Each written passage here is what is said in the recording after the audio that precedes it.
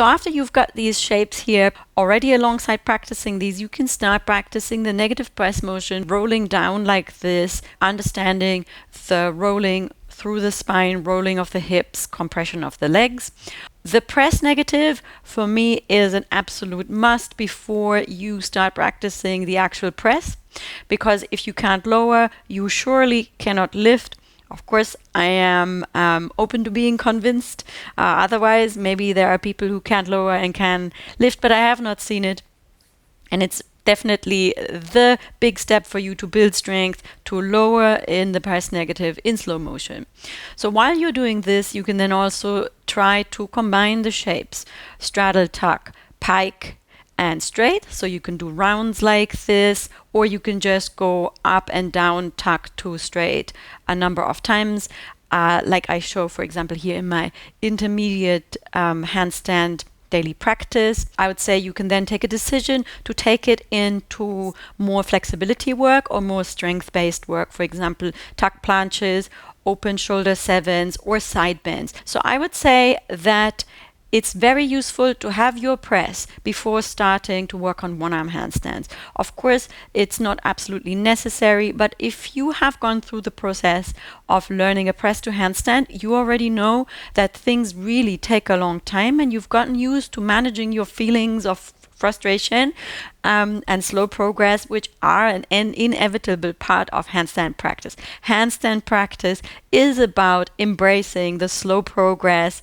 It is about managing your frustration, about managing your inner dialogue while you're training with yourself well enough to continue and to not give up.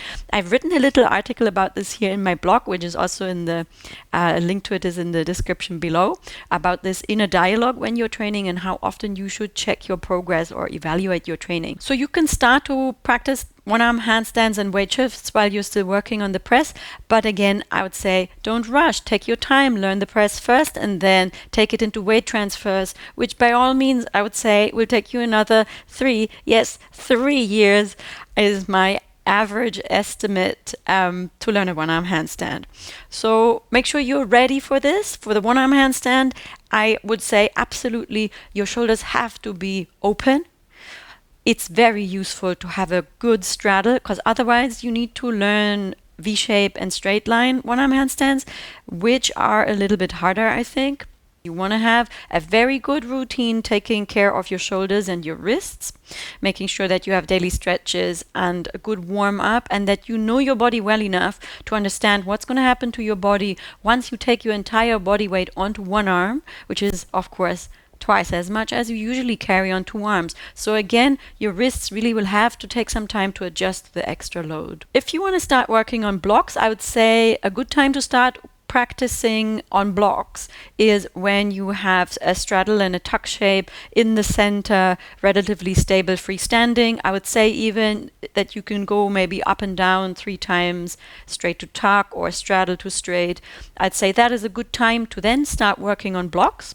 And I would give it another year of working on blocks before you can start working on canes, just because, again, the hands and the balance and your whole body alignment will have to take some time to get used to the grip, because you need to grip the blocks, which is a very different feeling for balance than having the hands flat on the floor.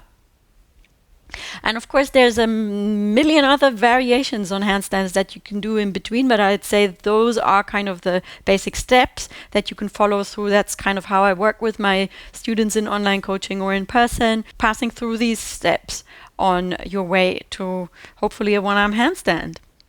So I hope that this has been useful for you. Have a look at my follow along routines. There is also a Patreon account where you can support my work here. I hope to see you in the next video, and have a lovely day.